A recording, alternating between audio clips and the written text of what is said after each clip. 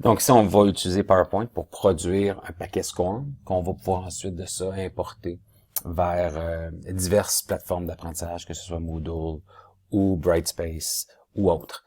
Donc, ce qui est important de voir, c'est que je travaille à partir de PowerPoint. C'est probablement l'outil le plus utilisé par nos professeurs et nos concepteurs pédagogiques. Donc, ici, j'ai ouvert un PowerPoint ou une présentation PowerPoint relativement simple avec un peu de contenu, des images et ainsi de suite. Et ce que je vais faire, c'est que je vais la publier dans un paquet SCORM. Donc, au lieu de la sauvegarder en PPTX ou en PDF, je vais utiliser la fonctionnalité SCORM pour la publier. Donc, ici, j'ai un petit outil qui s'appelle iSpring qui me permet de faire le travail. C'est quelque chose de gratuit que je peux installer et qui s'imbrique ensuite dans PowerPoint. Et je vais utiliser iSpring et la fonctionnalité publier pour faire le travail. Fait que publier, ici, je vais appeler ça maximiser la classe. J'ai des options. Donc, je veux que ce soit toutes les diapositives qui soient exportées. Je veux le faire en HTML5 parce que je vais vouloir que le contenu soit disponible sur peu importe l'appareil, que ce soit un téléphone intelligent, une tablette ou un PC. L'autre chose, c'est qu'ici, je vais vouloir vraiment m'assurer que l'option de générer le paquet SCORM est active. Et ensuite de ça, j'y vais. Je publie.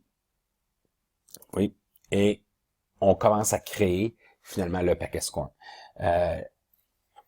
En bout de ligne, ce que j'ai, c'est un fichier zip qui réside sur mon ordinateur, qui peut ensuite de ça être importé dans d'autres plateformes d'apprentissage. Donc, ça peut être assez simple pour moi d'envoyer ça par courriel ou de partager ça avec des collègues, que ce soit à l'intérieur de mon institution ou à l'extérieur de mon institution. Ici, ce qu'on va faire ensemble, c'est qu'on va aller importer ce paquet-là dans ma plateforme d'apprentissage. Donc, je suis dans Brightspace, je rentre dans un cours. À l'intérieur de ce cours-là, je vais utiliser la fonctionnalité d'importation pour aller chercher mon paquet. Fait qu'importer le cours, importer un logiciel existant. Puis ici, une des choses intéressantes, c'est que je peux faire juste du drag pour amener le fichier dans la plateforme d'apprentissage. Je suis glissé. On télécharge le fichier vers la plateforme d'apprentissage. Et la prochaine étape va être d'importer les composantes.